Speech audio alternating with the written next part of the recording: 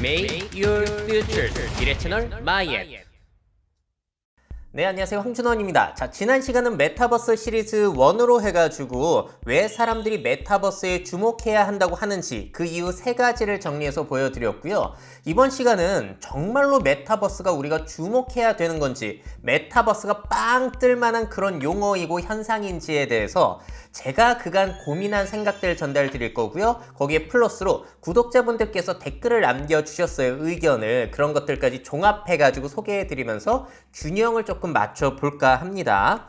자, 대표적인 메타버스 서비스들 이런 것들이 있다고 하는데 보시면서 느껴지신 게 이런 거 있지 않으세요? 애들은 메타버스 왜 하는 거야? 어른이 돼도 걔네들이 메타버스를 이용할까? 과연? 자, 그래서 메타버스가 정말로 제2의 SNS일까? 자, 메타버스 새로운 것 없는 그냥 마케팅 용어 아니야? 라는 생각이 저는 드는데 여러분들은 어떻게 생각이 드시나요? 자, 먼저 첫 번째 의문. 메타버스 이거 그냥 새로울 거 없는 마케팅 용어 아니에요? 라고 저는 생각을 하는데 저는 일단 메타버스라는 단어가 그렇게 마음에 들진 않아요. 왜냐면 더 좋은 단어가 있거든요. 상황을 표현하는 더 좋은 단어. 그게 뭐냐면 바로 가상세계.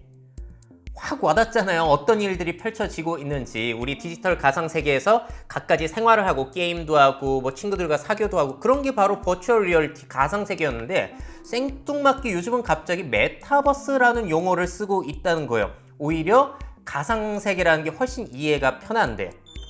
자, 그래서 이 얘기도 드리고 싶은데 한동안 이런 용어들이 많이 나왔어요. AR, MR, XR. 이 차이 혹시 아시나요?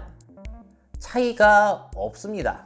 자, AR은 어그먼티드 리얼리티 해가지고 증강현실, 우리가 아는 증강현실이고요. MR은 믹스드 리얼리티, 머지드 리얼리티에서 혼합현실, 융합현실이고 XR은 익스텐디드 리얼리티, 확장현실 뭐 이런 건데 MR, XR은 뭐 인텔, 마이크로소프트 그런 데서 지어낸 용어예요. 그냥 AR 하면 뻔해 보이니까 자신의 서비스들은 좀 더 발전이 됐다라는 용어로 억지로 만들어낸 거거든요. 그래서 저도 메타버스도 그런 뉘앙스 아니냐라고 생각이 좀 많이 듭니다. 그래서 지난 시간에 이 컨텐츠를 전달드리면서 여러분들의 의견들 요청드렸잖아요. 몇 가지 소개해드리자면은 한 분은 원래 있었던 거라고 하지만 저는 메타버스라는 용어를 붙이면서 이게 뭐지 하고 관심이 생겼다. 이게 바로 새로운 용어의 효과다라는 것을 전형적으로 보여주신 것 같아요. 이런 것도 용어를 만드는 것도 상당히 중요하긴 해요. 마케팅적인 측면에 있어서는. 자, 그리고 또 다른 분 같은 경우에는 메타버스가 당장 엄청난 시대적 변화를 가져온다. 다음 SNS가 될 거다 등과 같은 주장을 완전히 배제할 수는 없을 것 같다. 단순히 마케팅 용어 같지만은 않다라는 의견도 주셨고요. 다른 분 같은 경우 이미 싸이월드 때부터 했던 건데 그냥 다양한 플랫폼에 흩어져 있던 걸 한 단어로 정리한 게 메타버스인 것 같다.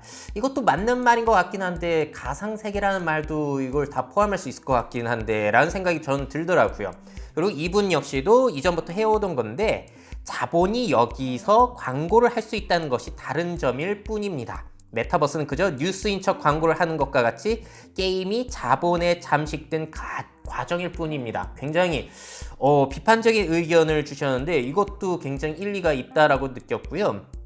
또 다른 분 같은 경우에는 최근에 메타버스 땡땡땡이란 도메인으로 웹사이트를 만들어 운영해 봤는데 아직까지 검색어로서의 가치는 별로 없는 것 같다. 아직 마케팅 용어 같다라는 의견을 주셨고요. 또 이분이 굉장히 좋은 의견을 주셨어요. 마인크래프트보다는 로블렉스 생태계가 더 유의미하다고 느끼시는 게 애들이 직접 그 안에서 뭔가를 만들어서 돈을 벌 수 있어야지 생태계가 만들어질 수 있다. 그래야지 애들이 이제 나이가 먹고도 졸업하고 그러면서 현실 세계로 들어왔지 않고 그 안에서 계속 생활을 하면서 유지할 수 있을 것 같다라는 의견을 주셨습니다. 또 다른 분 같은 경우에는 아직까지 두드러진 영향력은 없는 것 같은데 일단은 그냥 메타버스라고 불러보죠. 라는 의견도 주셨어요. 자, 그래서 종합해서 생각을 해보자면은 마케팅 용어 같기는 한데 그래도 의미는 있다. 그 용어를 쓰는 것이 의미는 있다라는 의견으로 모아지는 것 같습니다. 그래서 저도 강의를 할 때 가상세계라고 하면은 사람들이 뻔해할 거니까 메타버스라는 용어를 쓰면은 사람들이 저게 뭐지? 하면서 좀 더 집중을 하실 것 같아요. 그래서 아마 저도 메타버스라는 용어를 강의에서 쓰게 되지 않을까라는 생각이 드네요. 아, 참 이게 뭐라고, 그렇죠? 자, 다음.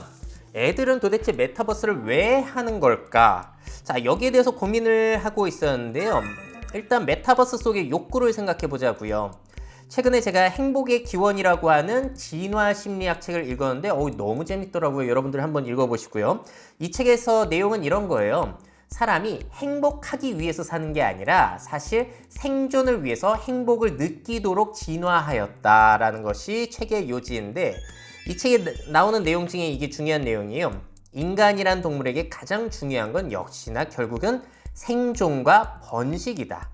그리고 또 어떤 내용이 나오냐면은 모든 동물의 생존 확률은 다른 개체와 함께 있을 때 높아진다. 인간과 개미는 특히나 이 사회성이 발달됐잖아요.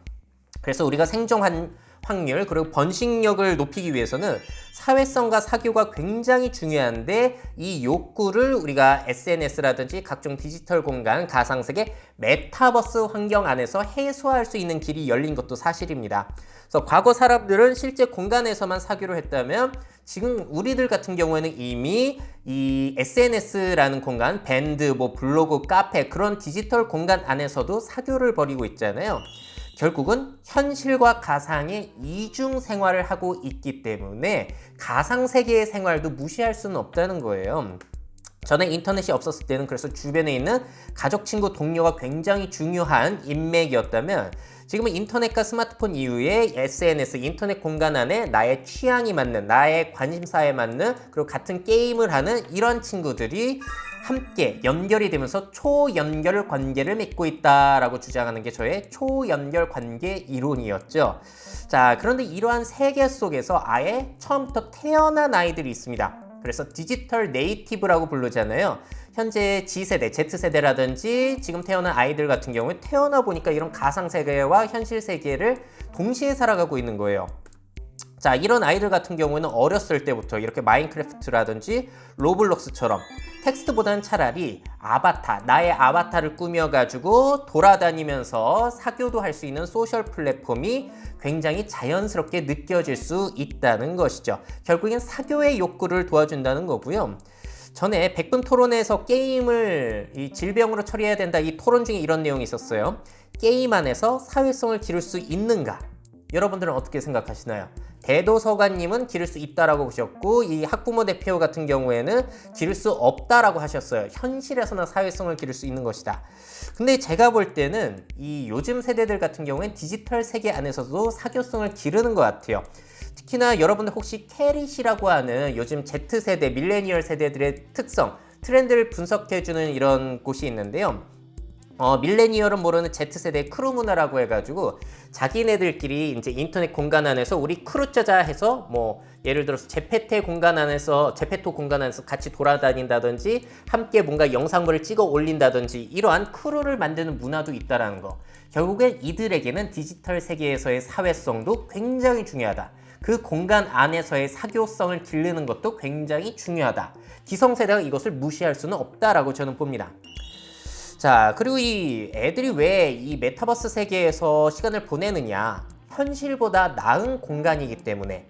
자, 이건 공감이 되실 수도 있어요. 많은 분들이 얘기를 해주셨는데, 기술적으로 실제와 가까워질수록 더 많이 참여할 수 있을 것 같다. 실제와 다르게 위험이 없고 더욱더 자신감 있고 적극적으로 살 수 있는 세계니까. 다른 분은 기본소득 받으면서 메타버스에서 살면 되겠다 라는 이야기도 해주셨고, 일자리도 줄고 사회적 불균형도 심해지니 도피할 곳이 저곳이 될 것 같네요. 자, 한마디로 세상이 팍팍해질수록 이런 가상 공간 안에서 욕구를 해소하려는 사람들 늘어날 수 있다는 건 많이들 예상을 하실 것 같아요. 자, 실제로 레디 플레이어 원 영화를 보시게 되면 제가 정말 흥미롭게 봤던 장면이, 저렇게 가상 공간 안에서 만나가지고 캐릭터끼리 얘기를 하는데 저 실제 사람이 누구인지 몰라요. 메타버스, 저 가상세계 안에서는 나이, 성별, 직업 같은 차별이 없는 공간이기 때문에 더욱더 평등하다. 근데 현실 세계는 어떻죠? 부장님, 선생님, 선배, 특히나 한국 사회에서는 뭔가 이렇게 위계 질서가 너무 강해요. 하고 싶은 말도 못하고 그냥 능력대로 이렇게 살면 좋을 것 같기도 한데 그게 안 되는데 디지털 공간 안에서는 가능하다는 거. 또 좋은 점이 뭐가 있냐면 메타버스라는 책이 있어요. 김상균 교수님이 쓴 책이라 읽어봤는데 그 중에 이런 얘기가 있더라고요. 메타버스 공간에서는 외톨이가 되기도 쉽지 않다. 우리 연결 욕구가 있다고 했는데 현실 세계에서는 좀 왕따가 될 수도 있고 친해지고 싶은데 못 친해지는 쭈뼛쭈뼛한, 특히나 내성적인 사람들이 있을 수 있는데 메타버스 공간은 그렇게 되기도 쉽지 않다는 거죠. 누구나 쉽게 대화를 하고 쉽게 친해질 수 있으니까. 또 우리 현실 세계에서는 싫은 사람이 있더라도 그 사람 음소거하고 차단할 수 없잖아요. 근데 이 페이스북에 호라이즌이라고 하는 소셜 VR 보세요. 이 사람들이랑 얘기를 하다가 마음에 안 들면 어떻게 하면 되죠? 메뉴를 이렇게 들어가 가지고 그 사람을 선택한 다음에 음소거를 하거나 차단시킬 수가 있어요. 차단을 하게 되면 어떻게 될까요? 그 사람이 바로 뿅 하고 사라지는 거예요. 그러니까 오히려 현실 세계보다 요즘 사람들 인간관계를 끈끈이 갖는 걸 부담스러워 하는데 그런 부담이 줄어들 수 있다는 측면에서 현실보다 나을 수도 있겠다. 또 싫은 사람 자꾸 이상한 짓 하면 신고할 수도 있어요.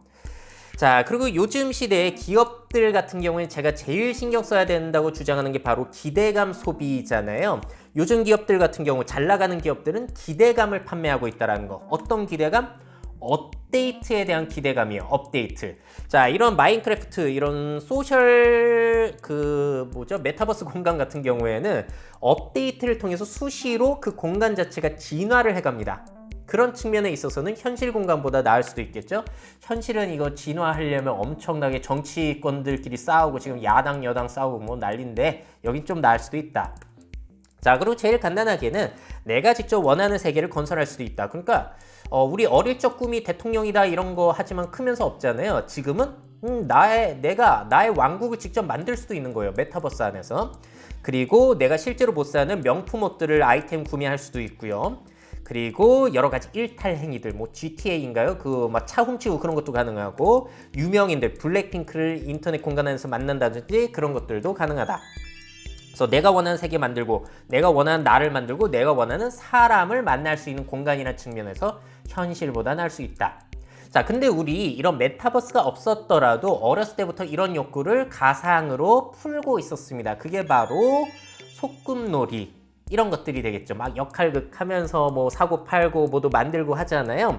어렸을 때부터 우리도 이렇게 살았는데 지금 세대들 같은 경우에는 이러한 실제 원자로 되어 있는 소꿉놀이 세트 말고도 일종의 디지털 소꿉놀이가 가능하다라는 거, 블록놀이 같은 것들을 이제 디지털 공간으로 가져온 것이 아이들을 위한 메타버스 공간이다라고도 생각이 들었습니다. 자, 근데 메타버스, 이 가짜 세상인데 이게 의미가 있을까? 자, 어떤 구독자분이 의견을 남겨주셨는데요. 과거에 MMORPG 같은 데에 빠져 있었더니 점점 현실 루저가 되어가는 느낌에 탈피했던 경험이 있다라고 하셨어요. 그래서 머지않아서 메타팬이란 말이 생길 수도 있을 것 같다. 현타가 온다는 거죠, 결국에 하다 보면은. 자, 근데 요 생각이 또 들었어요.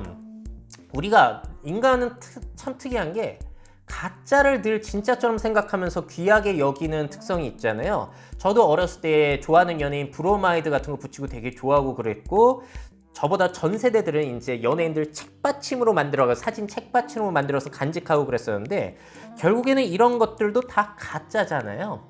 우리는 어쨌든지 어렸을 때부터 뭔가를 가짜로 동경해 왔어요. 자, 그리고 이런 펜트하우스와 같은 드라마, 어벤져스와 같은 영화, 가짜인데 뭐하러 흥분하죠? 뭐하러 욕하면서 보고, 뭐하러 웃으면서 보고, 뭐하러 이런 것들 보면서 우나요? 가짜인데. 인간은 어쨌든지 가짜에 영향을 받는다는 거예요. 자, 그런 측면에서 보자면은 이런 메타버스 플랫폼 같은 경우에는 오히려 드라마, 영화보다 더욱 현실에 가깝다라고 볼 수 있을 것 같습니다. 내가 직접 조정을 하고 그 안에서 사교가 일어나는 생생한 생활 공간이기 때문에 오히려 영화, 드라마, 뭐 브로마이드, 책받침 이런 거보다 더욱 생생한 가짜, 더욱 의미 있는 가짜라고 볼 수 있겠죠. 자, 그리고 기성세대 같은 경우에는 혹시나 이런 생각할 수도 있어요. 가짜 세상에서 놀면 밥이 나오냐, 쌀이 나오냐 이러면서 애들한테 하지 말라고. 근데 밥과 쌀이 나오죠. 자, 특히나 로블록스 같은 경우에는 직접 사용자가 그 안에서 게임 공간을 개발한 다음에 사람들 참여를 받고 사람들이 로벅스라고 하는 가상화폐를 써가지고 나에게 돈을 벌어줄 수가 있는데 어린 개발자들이 2017년만 하더라도 3천만 달러를 벌어들였다. 자, 그리고 소문에는 한 해 10억 원이 넘게 거액을 벌어들이는 직원까지 채용하는 청소년까지 있다고 합니다. 그래서 여러분들이 로블록스 유튜브 채널 가시면은 직접 그 개발자들의 스토리까지 영상으로 찍어놨어요. 그러니까 직접 가상세계를 만들어서 돈도 번다. 플레이만 하면 좀 그럴 수는 있는데, 그리고 제페토 같은 경우에는 그 안에서 여러 가지 캐릭터 옷을 입히고 꾸며야 되는데 월 수익 300만 원 패션템 크리에이터도 생겼다. 자, 그거 가짜 그 아이템을 만들어내는 것만으로도 이렇게 돈을 번다는 겁니다. 그리고 우리도 그렇게 쓰고 있잖아요. 카카오톡에 이모티콘 저도 돈 주고 가끔 사거든요. 가짜인데도 돈 쓰잖아요. 자, 그리고 플레이를 잘 해가지고 돈을 버는 이런 프로게이머도 있고요. 아니면 도티처럼 마인크래프트 콘텐츠로 만들어가지고 이제 유튜브에 올려서 엄청나게 돈 버는 사람도 있고요. 자, 저번 시간에도 말씀드렸지만 결국에는 현실이건 가상이건 사람들이 모이는 곳에는 돈이 모이고 홍보의 장으로 활용될 수 있기 때문에 밥이 나오고 쌀이 나오는 건 맞다. 가짜라고 무시해서는 안 된다. 자, 근데 제일 큰 의문 이런 거 있지 않으세요? 아니, 그 애들이나 하는 거지 어른이 돼서도 그걸 한다고? 자, 어떻게 생각하시나요? 이거 애들이나 쓰는 거 아니에요?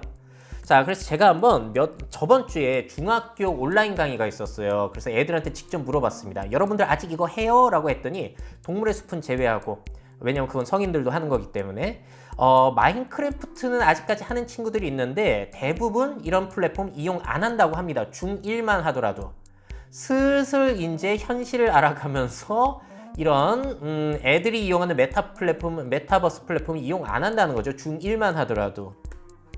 제가 볼 때는 그래서 어린이용 메타버스가 따로 있고 청년용, 고령자용 메타버스가 따로 형성이 될 수 있을 것 같아요. 자, 앞서 보여드린 마인크래프트나 로블록스, 제페토 뭐 이런 것들은 말씀드린 대로 일종의 디지털 소꿉놀이이자 블록놀이로서 역할을 하게 될 텐데, 이 플랫폼 같은 경우에는 아무래도 애들이 하는 특성이 강한 것 같고요. 소꿉놀이를 다시 생각해 보자면은 우리가 진짜를 얻을 수 있는 경제력을 갖춘 순간 가짜를 멀리하게 되는 걸 생각해 보게 된다면은, 자, 저런 블록놀이형 샌드박스형 메타버스는 좀 어른이 돼서도 이어질 가능성은 적다. 물론 그 아래 세대들, Z세대 아래 세대들, 새로 태어난 아이들은 계속해서 하기는 하겠지만, 자, 하지만 그 사람들이 성인이 됐을 때는 또 다른 기반의 메타버스를 즐길 것 같아요. 게임이라든지 힐링 용도. 예를 들어서 슈팅 게임 같은 포트나이트와 같은 것들은 성취 욕구를 자극하는 거잖아요. 그리고 일상생활에 그 쌓인 스트레스를 푸는, 사람을 죽이면서 푸는 뭐 이런 용도로도 쓸 수 있을 거고, 동물의 숲 같은 경우에는 아무래도 연결 욕구 이런 것들을 해소해 주는데 도움이 될 수 있기 때문에 성인이 돼서도 아무래도 이런 게임 공간으로 사람들이 많이 모일 것이고, 그 게임 공간을 소셜 플랫폼으로 잘 활용하게 된다면 광고의 역할로서 아니면 판매의 역할로서 다양하게 활용할 수는 있겠다. 자, 그리고 성인용 메타버스 하면서 빼놓을 수 없는 게 성욕의 해소잖아요. 전에도 소개해드렸는데 그 코로나 격리 기간 동안 점점 더 많은 사람들이 VR 포르노를 이용하고 있더라. 그래서 이런 것들이 막 현상이 더 심해지게 된다면, 블랙미러라는 그 영국 드라마 보면 이런 내용이 나오죠. 그 안에서 격투기 싸움을 하다가 둘이 눈 맞아가지고 성관계를 맺게 되는 이런 플랫폼으로 이용될 가능성은 먼 미래에는 꽤나 높을 것 같습니다. 자, 근데 문제가 뭐냐면은 기성세대를 유입이 쉽지가 않아요. 왜냐면 지금의 메타버스는 복잡한 키보드 조작, 마우스 조작 아니면은 조이스틱 조작을 해야 되다 보니까 이걸 안 하던 익숙하지 않은 사람들, 기성세대는 유입이 될 수 없다라는 한계점은 분명히 있는 것 같습니다. 저 같아도 어렸을 때부터 슈팅 게임을 안 해가지고 아바타 조종을 못 해요. 이런 사람들 할 생각 자체를 안 한다는 거죠. 일단 그 장벽이 있는 거예요. 그래도 무시해서는 안 되는 게 이 Z세대의 머릿수를 한번 생각해 보자고요. 미국의 경우에 지금 세대별로의 인구 그 비율이거든요. 제일 많은 세대는 현재 밀레니얼 세대예요. 특이하죠. 미국은 계속 젊은 피들이 이민으로 유학으로 수혈을 받고 있기 때문에 밀레니얼 세대가 제일 많고, 그리고 Z세대 같은 경우는 지금 좀 살짝 모자른데 앞으로 한 10년 정도가 지나면은 밀레니얼 다음으로 많은 세대를 구성할 것이다. 그리고 또 새로 태어난 아이들도 메타버스로 계속 유입이 될 거고요. 한국 같은 경우에는 근데 Z세대 비율이 그렇게 많지는 않습니다. 그래서 한국 시장만 가지고 공략할 수는 없다는 거. 그래서 제페토 네이버에서 하는 것만 하더라도 해외 이용자가 80%라고 하죠. 자, 그래서 결국에는 Z세대 이하의 신세대를 위해서는 분명히 이 메타버스 세계에는 소셜 미디어로서 굉장히 큰 역할을 할 것 같다. 기업들은 반드시 준비해야 되는 거 맞는 것 같습니다. 물론 그들의 구매력은 별도의 이야기입니다. 자, 그리고 고령자 같은 경우에도 앞으로 힐링 용도로서 메타버스를 이용할 수 있는 가능성이 있는데 또 블랙미러 얘기를 해야 될 것 같아요. 그 중에 샌 주니페로라는 편이 있습니다. 자, 보시게 되면 노인이 저렇게 뇌파를 이용해서 가상세계에 연결할 수 있는 걸 끼게 되면은 젊은 시절의 가상 공간으로 돌아가서 그 안에서 사교를 벌이거나 뭐 자동차를 타거나 게임을 하거나 별의별 일을 해낼 수 있을 것이라고 하는 게 저 블랙미러 샌 주니페로에 나온 컨셉이에요. 노인분들 정말로 이런 거 앞으로 이용할 것 같지 않으세요? 이게 가능하다면? 자, 실제로 이런 일 진행이 되고 있기도 합니다. VR 테라피라고 해서 노인분들 VR 끼워드리고 심리 치료를 하는 것도 시도가 되고 있긴 한데 저는 절대로 노인분들에게 권해드리지 않을 거예요. 하시다가 멀미 나실걸요? 그래서 저 블랙미러의 한 장면처럼 이렇게 뇌와 컴퓨터를 연결할 수 있는 수준이 된다면은 고령자들을 위한 메타버스 세계 엄청나겠죠. 자, 다음 의문점. 그래서 메타버스가 제2의 SNS가 된다고? 여러분들은 어떻게 생각하세요? 자, 한 구독자분이 굉장히 길게 의견 적어주셨습니다. 굉장히 감사합니다. 근데 이런 이야기를 해주셨어요, 끝에. 결국 메타버스는 인스타, 페이스북 등보다 훨씬 복잡하고 접근하기 어렵기 때문에 SNS의 진화된 형태는 어렵지 않을까 하는 생각을 해보셨다. 저도 여기에 동감을 해요. 그래서 저도 이 자료를 미리 준비를 해놨었습니다. 듣고 생각한 게 아니라 저도 생각을 하고 있었는데 이분도 댓글을 달아주신 거예요. 왜냐면 지금 메타버스는 컨트롤러로 아바타를 제어해야 되잖아요. 근데 지금 우리가 이용하는 SNS는 손가락 터치로 굉장히 간편해요. 그랬을 때 더 쉬운 접근법은 어느 쪽이냐 를 생각해 봐야 되는 거고요.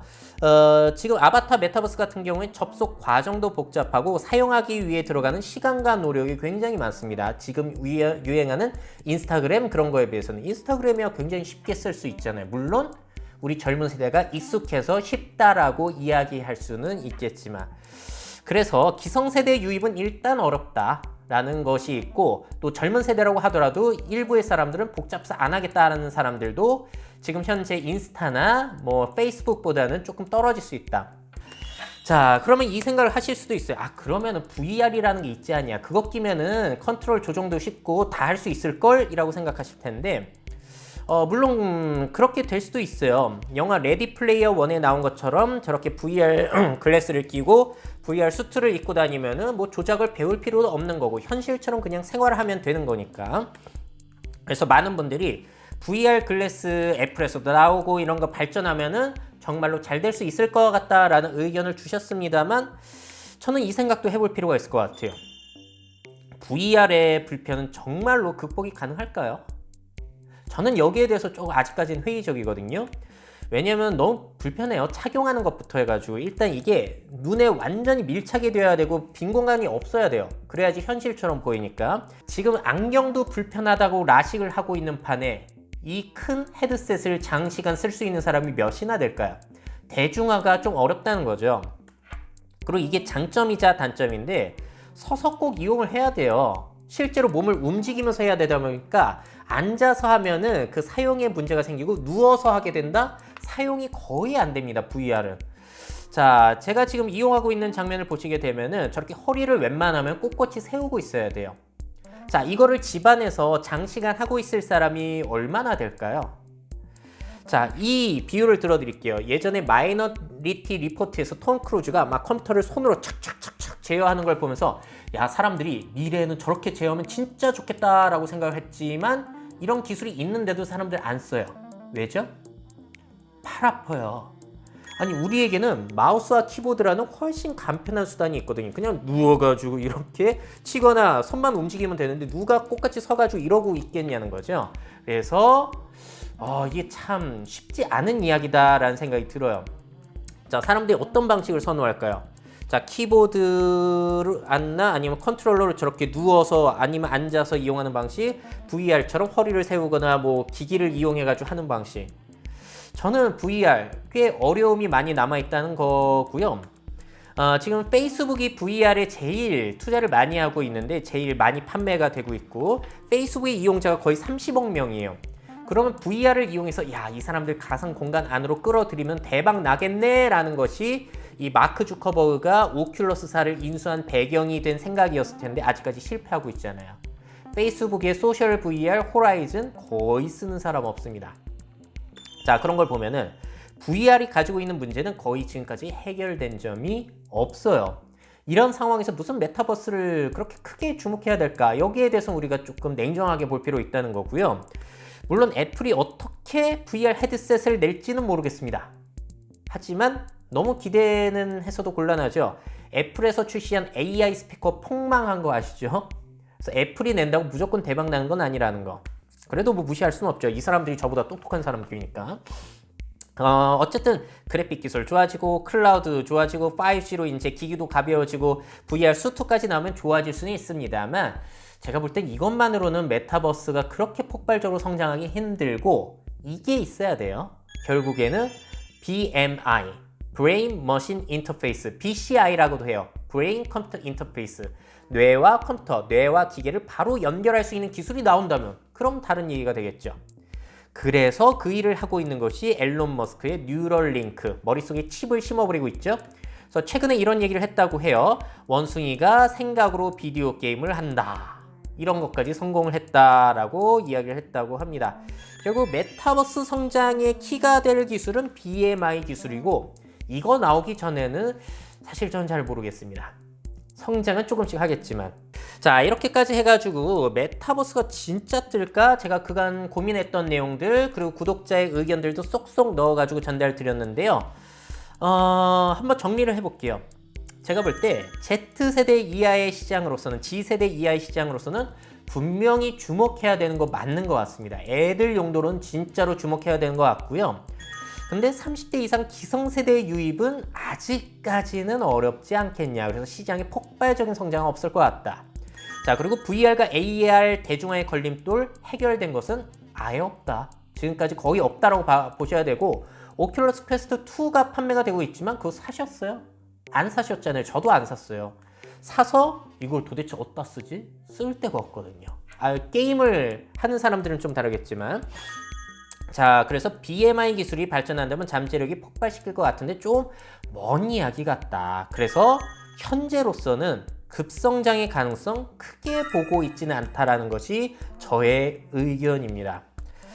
자, 여러분들 메타버스에 대해서 어떠한 생각들을 가지고 계시나요? 메타버스에 대해서는 저뿐만이 아니라 많은 사람들이 유튜브만 찾아보셔도 쫙 나와요. 다른 의견들까지 한번 종합해 보시면서 누구의 의견에 조금 공감이 가시는지 스스로 판단하시는 게 제일 좋은 방법이 되겠죠. 저는 조금 회의적이지만 그래도 강의에서 메타버스 얘기를 써야 될 것 같긴 해요.